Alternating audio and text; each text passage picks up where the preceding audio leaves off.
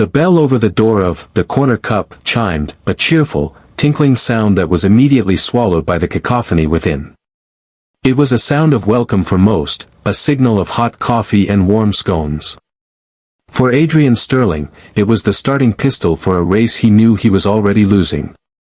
This was the kind of place he actively avoided, a small, brightly lit cafe vibrating with the clatter of thick ceramic plates and the overlapping waves of dozens of conversations.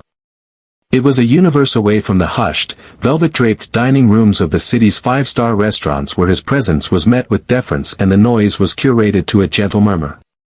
But tonight, as with every night, was not about him. It was about his son, Leo.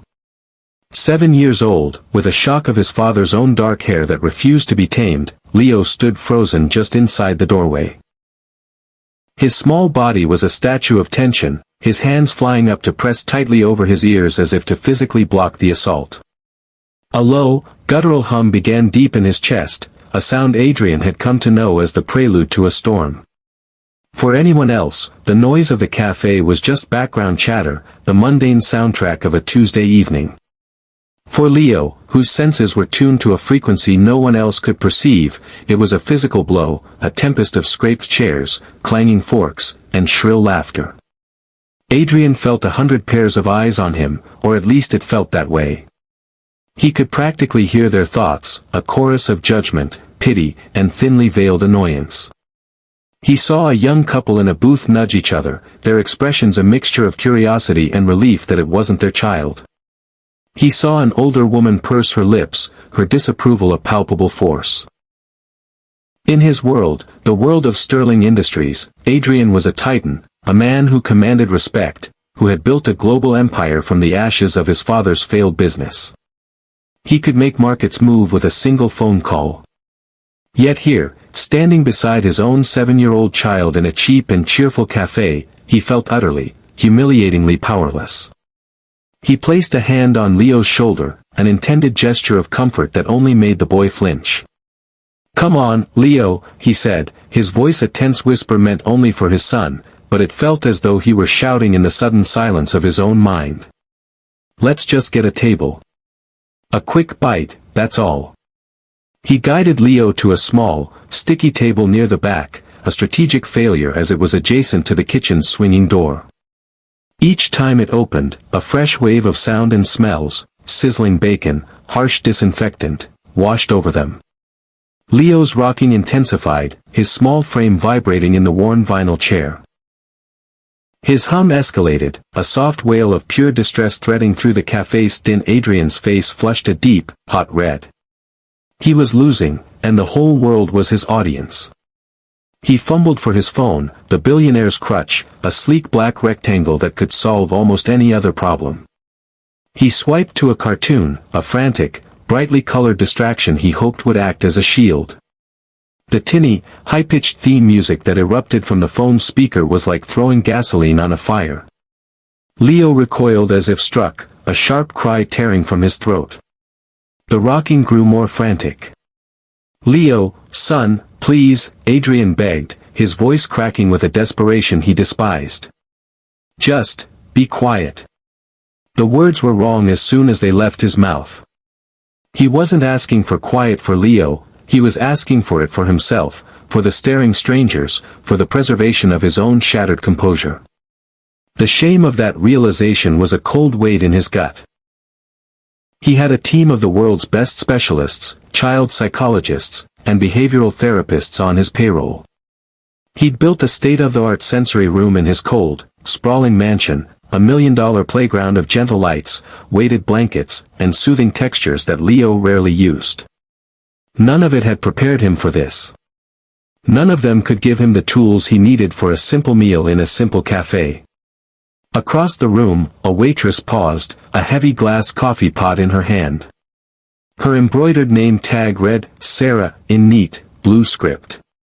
She was in the middle of her 8th straight hour on her feet, the familiar ache settling deep into her bones.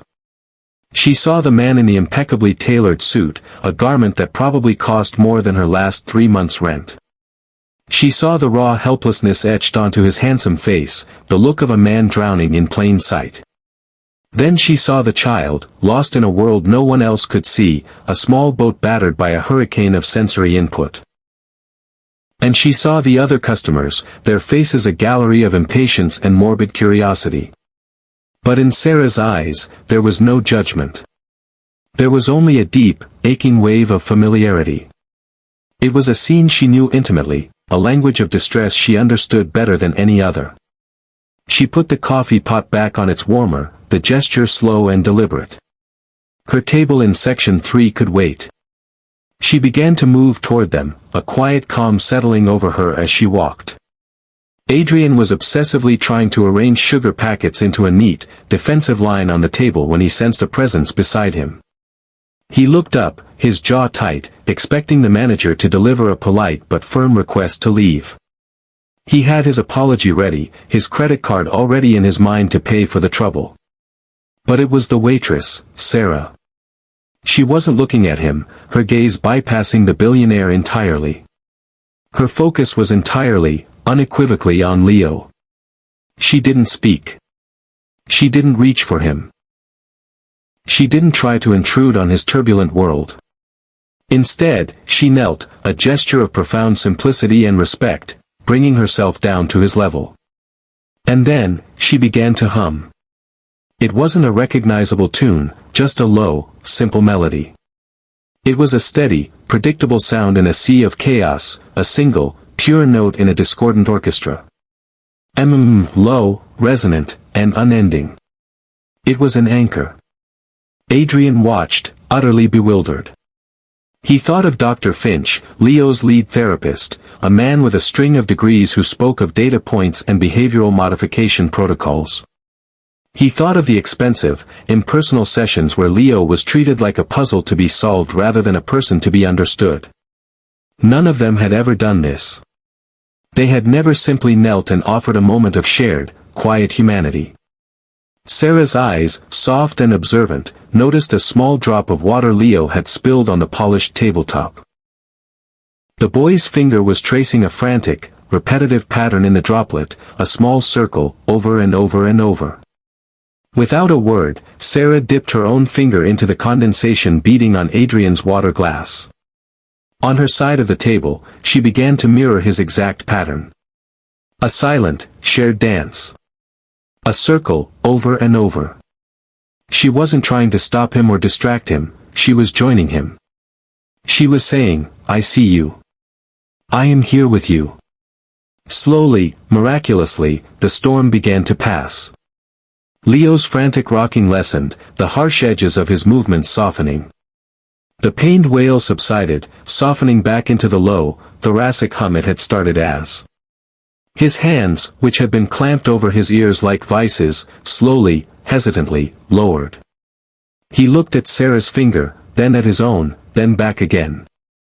And then, for the first time since they had entered the chaos of the cafe, he lifted his head and looked directly at Sarah's face.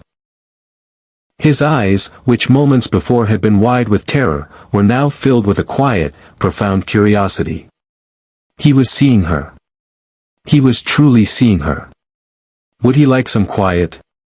Sarah's voice was as soft as her humming, directed not at Adrian, but into the fragile space she had built between herself and the boy. The back storeroom is empty. It's cool and dim in there. We could just sit for a few minutes. Sanctuary. She wasn't just calming his son, she was offering him a refuge. She was offering them both a way out. Yes, Adrian managed to say, the single word thick with an emotion he couldn't name.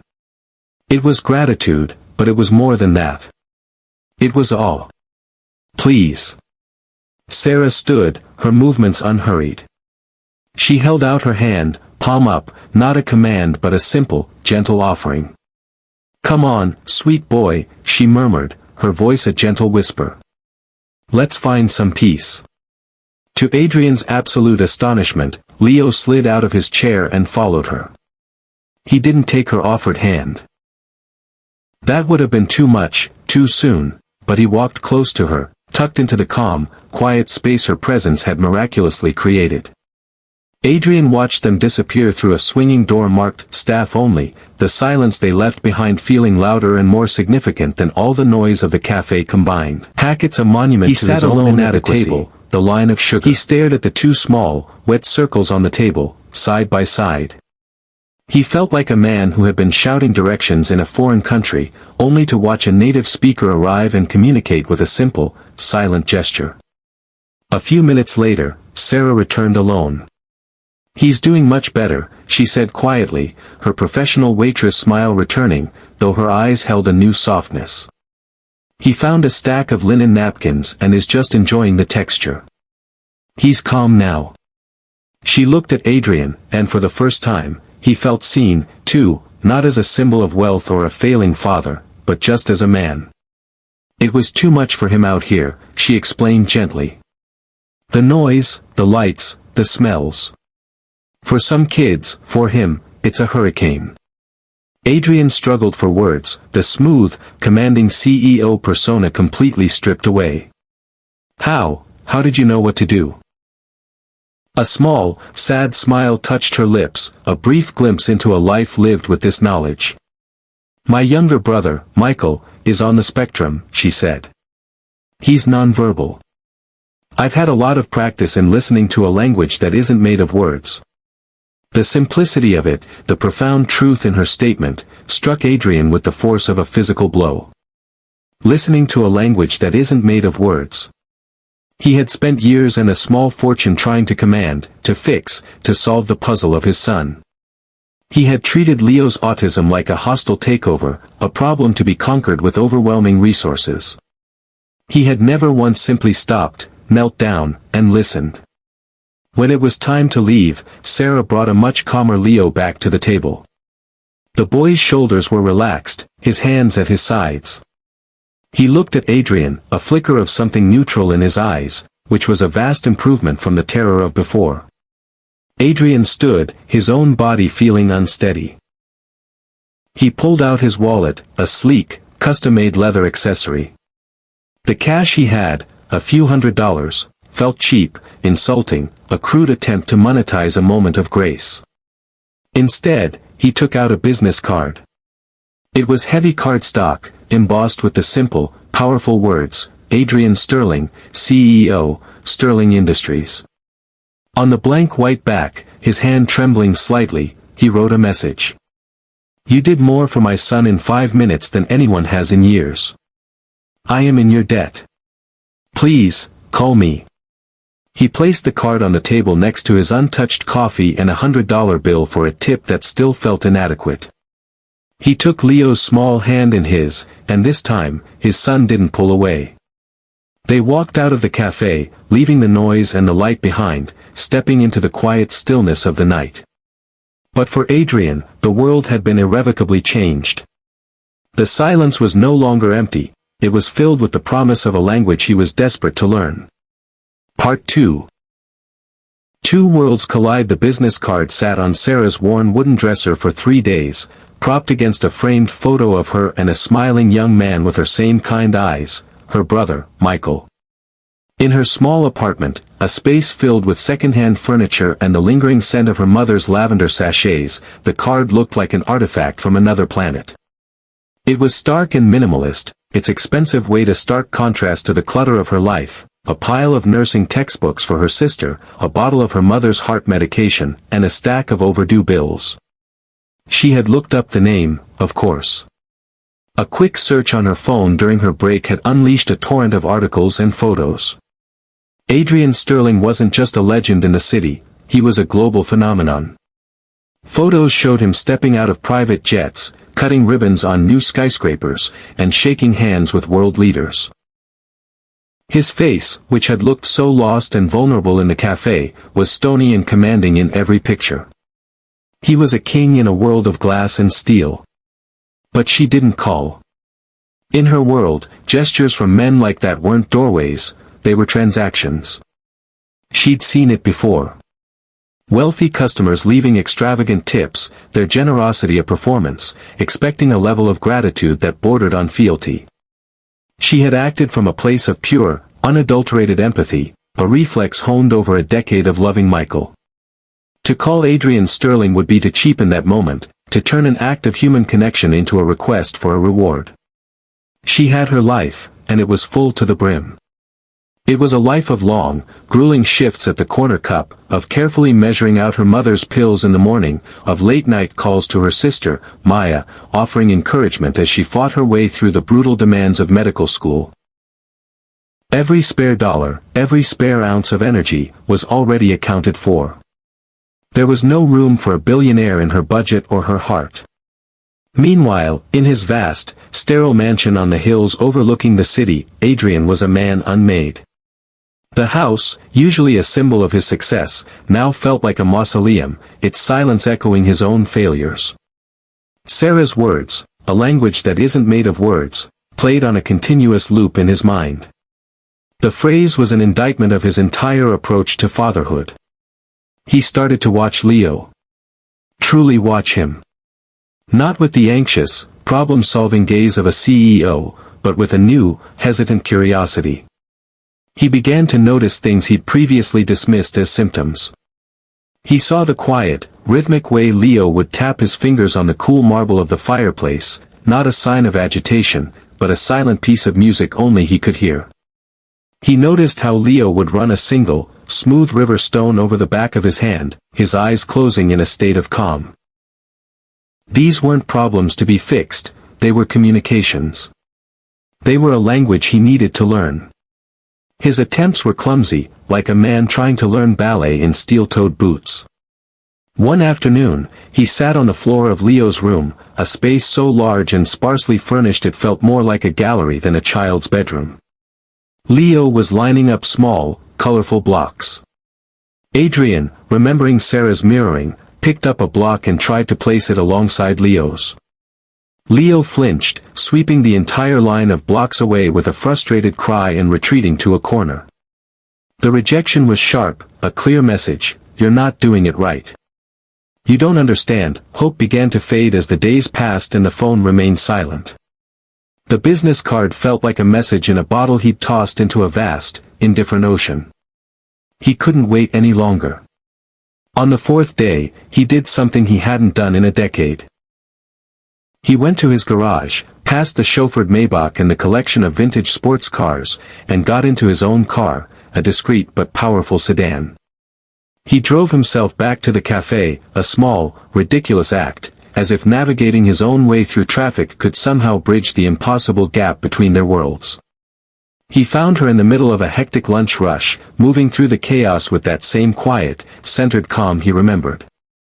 She balanced a tray laden with plates, navigated a spill on the floor, and offered a tired smile to an elderly customer, all with an economy of motion that was its own form of grace. He waited, feeling foolishly out of place in his bespoke suit, until her section cleared. When she finally approached his table, a notepad in her hand, her eyes widened in recognition. "Mr. Sterling," she said, her voice polite but instantly guarded. The warmth he'd seen when she was with Leo was gone, replaced by a professional shield. "Adrian." "Please," he said, the words coming out in a rush, less a command and more a plea. "I had to come. You didn't call." "I was busy," she said, which was both true and a deflection. "I know. I understand," he said, though he didn't. "I came to make you an offer." He saw the caution in her eyes deepen, the subtle bracing for a proposition that would be transactional and demeaning. He quickly changed course. This couldn't be about a reward. It had to be about Leo. "I want to hire you," he said, the idea solidifying in his mind even as he spoke it. "Not as a nanny. Not as a therapist. As a companion for Leo. A guide. An interpreter." He leaned forward, his desperation a raw, unvarnished thing. "I'll pay you 10 times what you make here. 100 times. The number doesn't matter. This isn't a favor. I'm asking for your help. You see him. You understand his language. And I don't." Sarah stopped wiping the table. She looked at him, truly looked at him, and for the first time since he'd walked in, she saw past the billionaire titan. She saw the raw, terrifying vulnerability of a father who was completely and utterly lost. Still, a lifetime of caution die hard. Mr. Sterling. Adrian. I'm a waitress. I'm not a professional. I don't have degrees or certifications. I have a house full of degrees and certifications, Adrian countered, a bitter edge to his voice. I have the best professionals money can buy. What they don't have is what you have. What Leo needs. Please. Just, consider it. That night, in her quiet apartment, Sarah couldn't sleep. She thought of her mother's mounting medical bills, the co-pays and prescription costs that her meager salary could barely cover. She thought of her sister Maya, brilliant and determined, but drowning in student loan debt, working 2 part-time jobs on top of her crushing pre-med course load.